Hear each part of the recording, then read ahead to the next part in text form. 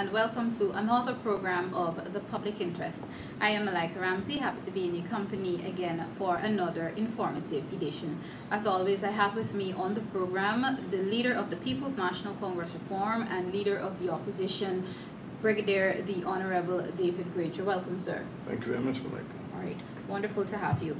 Viewers, as you would have known, the 2013 budget debates got underway in the National Assembly on Tuesday, the 2nd day of April. Those debates would have been completed, and you would have heard sentiments coming from the opposition, whether they're satisfied or not satisfied with the 2013 budget presented previously by Finance Minister Dr. Ashley Singh. First off, sir, you have been quoted in the press describing the 2013 budget as a cardboard painted to look like concrete. And I mean, the fact is you would have been getting some harsh criticisms, especially from the PPP, regarding that statement that you made. Would you like to shed some light on why is it that you said that the 2013 budget is a cardboard painted to look like concrete? Malika, cardboard is something that is flimsy and something that is insubstantial. Nobody really would build a house with cardboard. And in this instance, it is our view that the People's Progressive Party Civic Administration deliberately tried to pass off the budget as something which it was not, as something concrete. It is our view that some of the provisions they made in the budget will not be able to bring about meaningful change for the bulk of the population. And generally, we feel that the whole framework in which the budget has been cast is one that is insincere and will not contribute to national development. So that's why we call it cardboard, because in 1 year from now, when we are probably discussing the 2014 budget, we'll discover that the vulnerable sections of society, the working people, even business people, civil society, would not have benefited, we would not have moved forward. And we were in this position a year ago. We criticized the budget at that time in April 2012, and we are in the same situation today. The People's Progressive Party Civic Administration refused to sit down with us as the majority and negotiate, collaborate, discuss what the needs are and what type of budget we should have. So we are not happy with the present budget at all. That's why it's described as cardboard. I'm going to come back to negotiation and consultation in a bit. Let me just fast forward a bit, if I can call it that. From sentiments made, it's clear that the opposition may cut, or I should say may reduce the budget. How does reducing the budget benefit poor people? And I can probably link it to what happened last year. Did reducing the budget last year in any way benefited the ordinary citizens? No one on our side, on the side of APNU or AFC, would set out to cut the budget. The cutting was only a last resort. Our first resort is to seek an arrangement in which the government sits down with the opposition to have a budget which is in the public interest, in the national interest. We don't set out to cut, we set out to get a good budget which can serve the people. Cutting is the last resort that we had to apply because the government, A, refused to discuss meaningful matters with us, and B, there were several areas that we wanted to discuss which provided evidence of wrongdoing. And we could not, in good conscience, go before the people of this country, for example, and provide money to the NCN or to the government news agency, which has published slanders, libel, scandalous remarks, which refuses to give credence to the arguments of the opposition, refuses to give us time on those stations, the television station, the radio station. So we set out initially to work with the government so that the people of Guyana could get the type of budget with which they are satisfied. It does not seem that the government is prepared so far, although we have not closed the door in negotiation.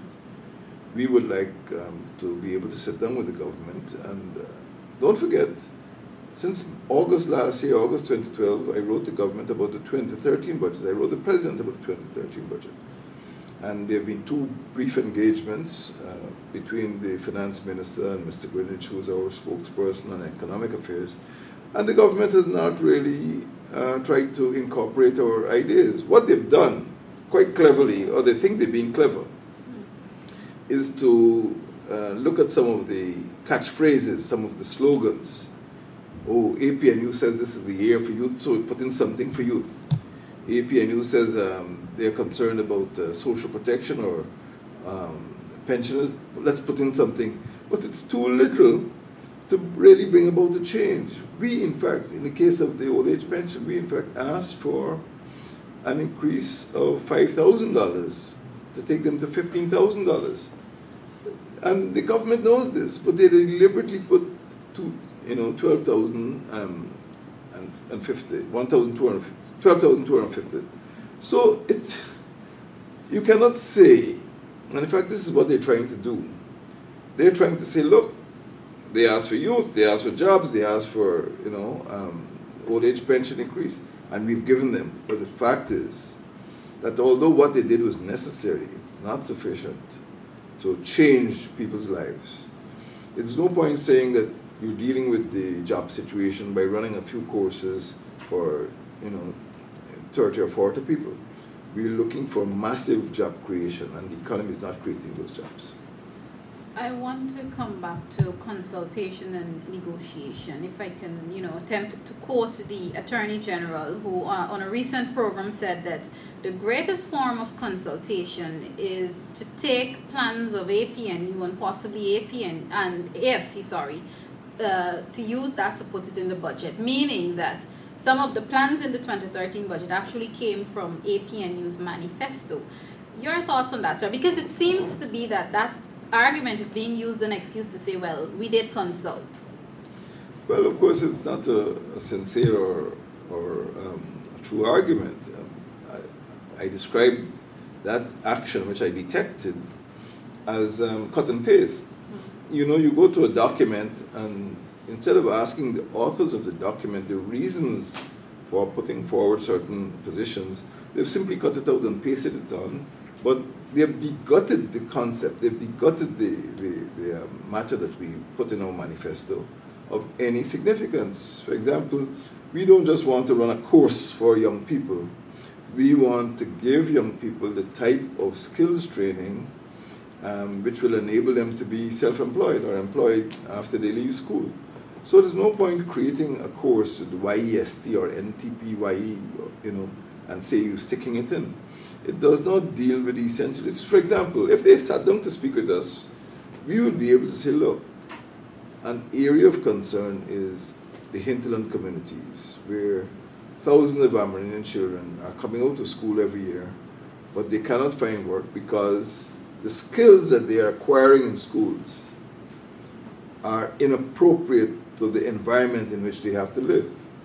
There are quite a lot of young indigenous children in the hinterland who have passed the CSEC examinations, but it doesn't fit them to work in the Rupununi, and they cannot come to the coastland because there are no jobs available in the coastland. So they end up going across to Brazil and working as bartenders and farm laborers. With the type of education that we're talking about, we must be able to give them a secondary education so that we can produce engineers and scientists and mathematicians who we need to develop the hinterland. But right now, the budget misses the point that we are trying to make. It's not a matter of creating a course.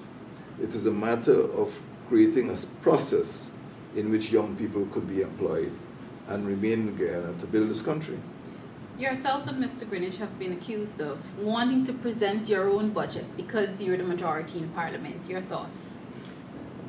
We certainly have ideas because we're in touch with the people. All last weekend, for example, I was in North Rupununi. I went to the village of Quatamang, I went to Waweto, I went to Arnaputa, I went to Surama, I went to Anai. We fan out, we do outreaches, and we know what the people are saying all the time.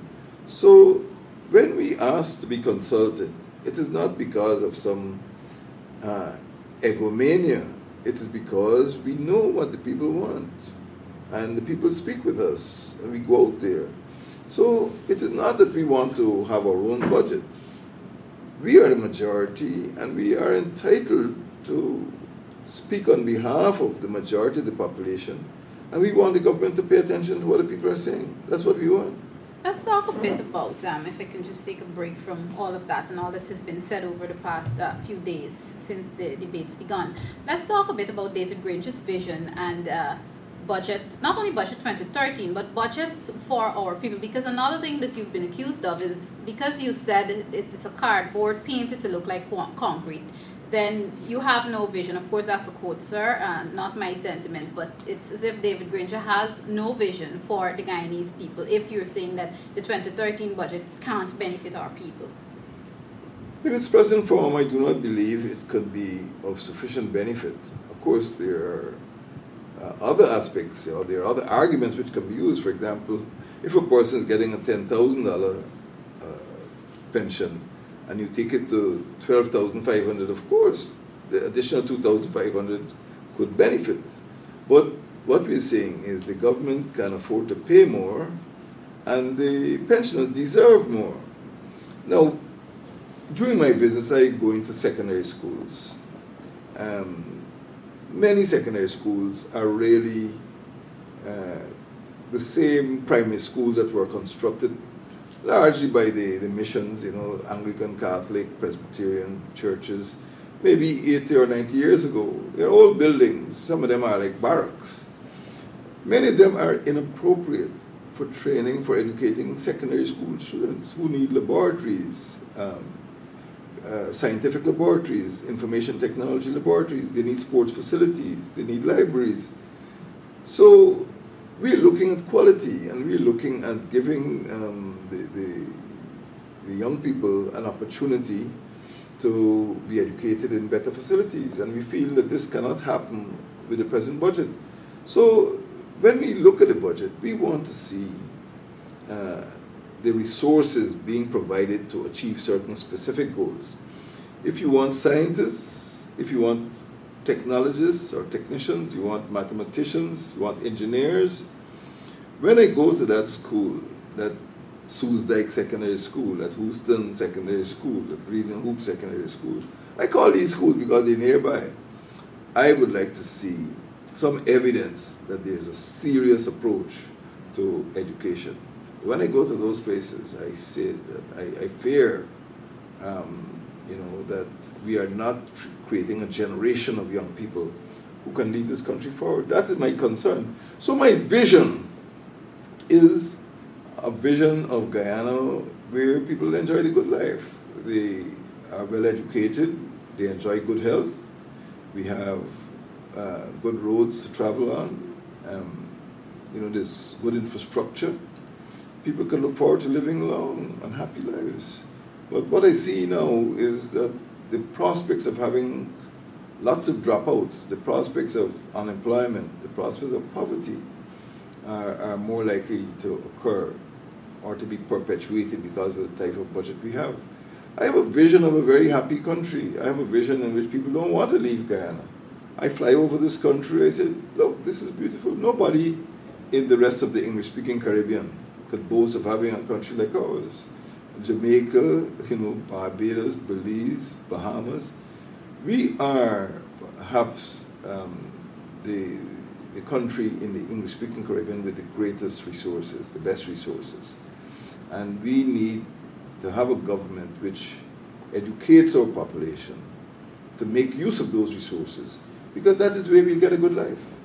And I do believe in a good life. I do believe that it is possible to eradicate poverty in this country.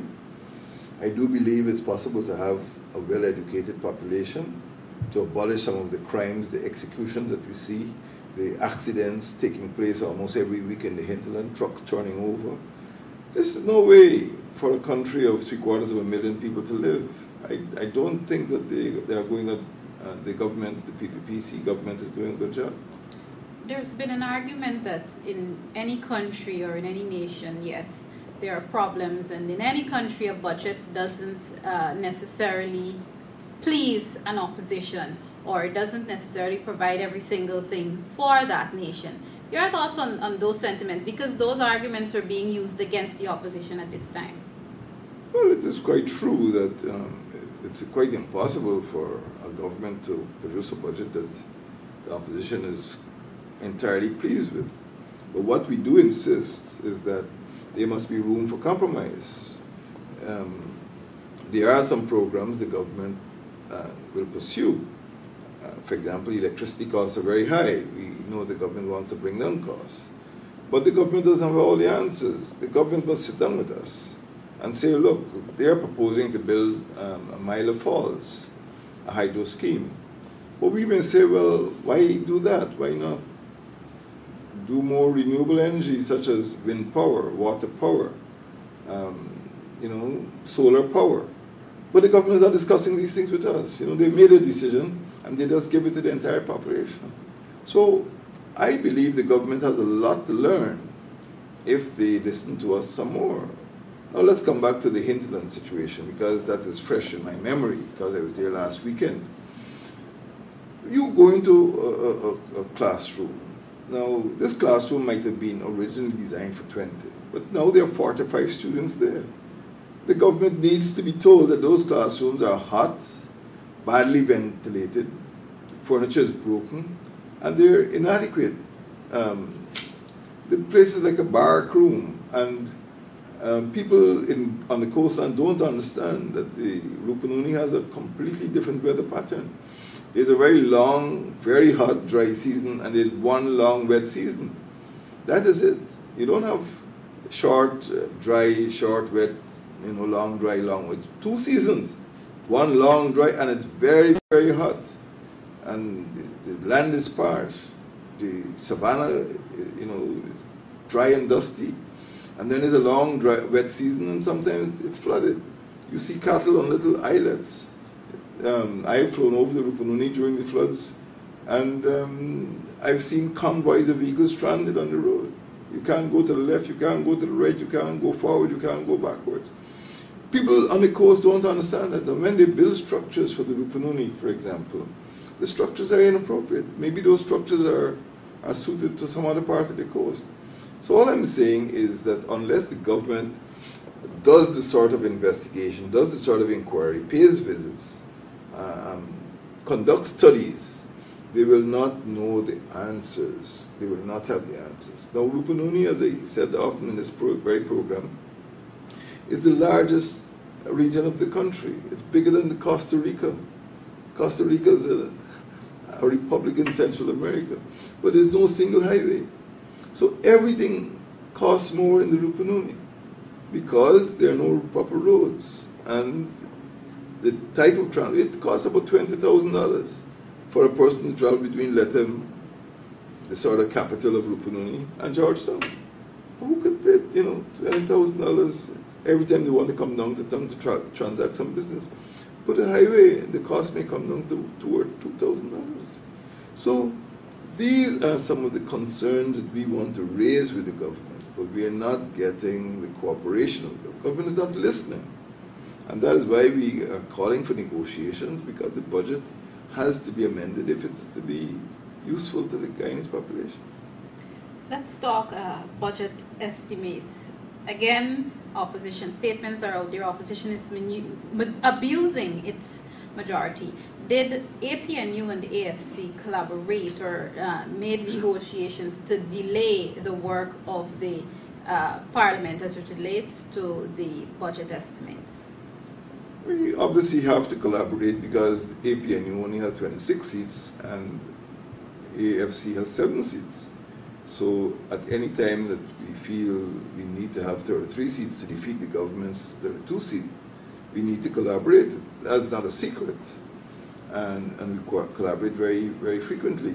Now, as far as the delay is concerned, there's no mischief in that. The government has been preparing the budget for the last year.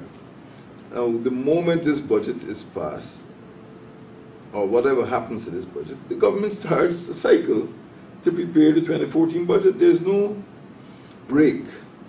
The budget cycle doesn't start in December or January. It's a continuous process. As soon as one is finished, another cycle starts. Just like a bicycle, it keeps turning and moving forward.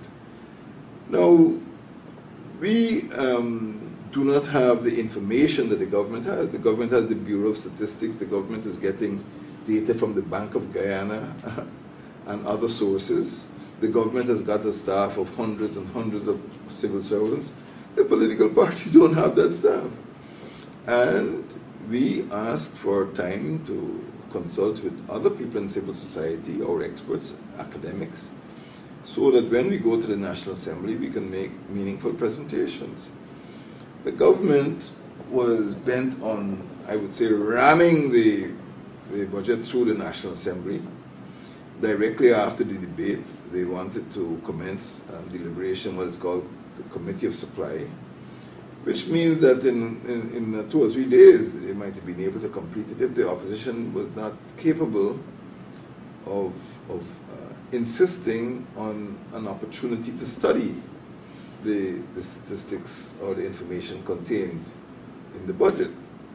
So what we did is not an abuse, it is not unlawful, but it is something that is necessary because we are the majority. We do not have the resources the government has at its disposal, and we needed the time to examine the budget closely. So I don't see anything improper there, and I feel that we will all be wiser for having a slight pause, and that is what we're doing now. But it's not a pause to relax, it's a pause to get advice, get information, and go back to the National Assembly. I'll come back to the estimates in a bit, but what I want to ask is this, and I think I would have asked it on during our last conversation. Now, it has been said by PPP officials that the only group of people in Guyana who are not satisfied with the 2013 budget is the opposition. Since the debates would have begun and ended, what kind of feedback are you possibly getting from your own supporters on the ground? Are they feeling any different to the initial statements that you would have made regarding their feelings? Well, the feedback that I have gotten is that they are encouraged, they're even exhilarated because they feel that the budget is not one that would meet their needs for the good life, and that we have taken the descriptions we have given of the budget, the criticisms we made, are correct criticisms, and they're looking to see the types of benefits which can move the country forward. So that is the feedback that I got, that they too are dissatisfied with the budget. The Attorney General is bound to be wrong if he feels it's just a partnership. I think the people know what is happening. For example, when you look at what is taking place, one day the nurses come down from Linden Hospital, you know. Another day, bus drivers are on strike. Another day, the villagers in the East Bank Babis are picketing to shut down the road. Another day, people in Wakanam are complaining. There is general and widespread dissatisfaction with the way the PPPC is running the country. And people want to use the budget as an instrument for changing their lives. And they are on our side. They are supporting us. They want to see APNU and AFC succeed. That is what they want to see. Back to the estimates. So far, I'm assuming that your team would have begun studying the budget and the estimates and the figures. Has any sector struck you thus far that you may want to raise quite a number of questions on regarding allocations? Has any particular sector jumped out at you? Generally, I am concerned about education. That is the first issue. We particularly wanted to see a lot more done for the University of Guyana, because the university is key in terms of producing teachers and feeding lecturers to the Sierra Leone College of Education, and we are not satisfied with this. So that is a great disappointment. The second disappointment is, of course, jobs. We wanted to see an effort to actually create jobs so that young people who are qualified could be guaranteed some form of employment. No, I'm not saying that this is some sort of welfare state, but right now, although the economy, according to the PPP, I'm not saying it's growing, according to the PPP, their statistics show that there has been growth, statistical growth in the GDP, the gross domestic product.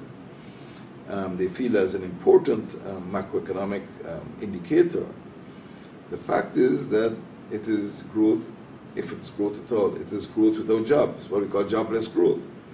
So a few people are getting rich. For example, if you go into the hinterland and you earn, let's say, $100 million from gold because of the high price of gold, it doesn't mean that the country as a whole, maybe between the two of us, we have an average income of $50 million. But it doesn't mean that I'm going to give you a cent. I'm not going to give you a dollar because I'm going to put the money in my pocket. And it means that you will not get a job.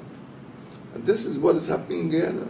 There is a lot of money going around, but many young people coming out of schools are not being employed because there is no employment for them. If you're running a dredge, you're running a gold enterprise, you might be fabulously rich, but it doesn't mean that you will employ 1,000 people. And that is what is happening. So my second main concern is jobs. My first concern is education, because an educated people can help to employ themselves. But failing that, I want to see more job creation, and I'm not seeing that in this budget. Unfortunately, sir, I have to ask you this question. I don't know if you're in a position to respond to it, but is a partnership for national unity and the Alliance for Change going to cut the budget, the allocation for the security sector? Well, as far as the security sector is concerned, we have already stated quite clearly we have no confidence in the minister. What has happened is that there has not been, as I see it, there has not been sufficient allocation of resources to make the security sector more efficient. For example, from the time of Mr. Ronald Gadraj, we were given promises that an air wing would be established. There's no air wing. I mean, this is over 10 years. Similarly, we've been told quite recently that an air wing be established, but I don't see that there's any financial allocation for the air wing.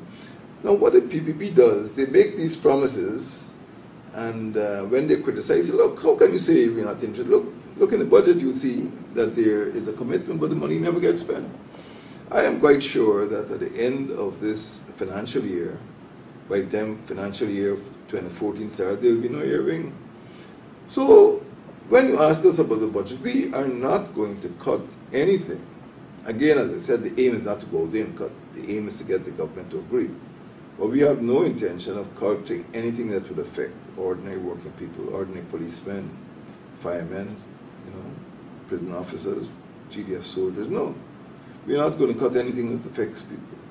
But we are going to cut institutions or organizations which are harmful to the public interest. And as I see it, the type of broadcasts from the NCN, the type of publications from the GINA, the government news agency, are harmful. They give a distorted picture, and I have no apology to make for cutting them. In the final minute or so of this program, sir, do you believe that the Guyanese public will be somewhat better off on completion of the estimates, the budget estimates 2013? Better off? No. I think this budget is a disaster. It was a deliberate, I would almost say it is fraudulent. It is promising more than it could deliver. The resources have not been provided to deliver the quality of outcome that we desire. That is why I call it the cardboard budget, which has been painted. People are seeing the gloss. People are seeing the crumbs, the frecks, the trifling things that have been put before the population. But there's no development. There wouldn't be jobs, there wouldn't be better schools at the end of this budget. No, life would not be better. Thank you very much, sir. Brigadier the Honorable David Granger, leader of the People's National Congress Reform and leader of the opposition. This has been another informative 30 minutes of the public interest. I am Malika Ramsey. Join us again next time. Goodbye.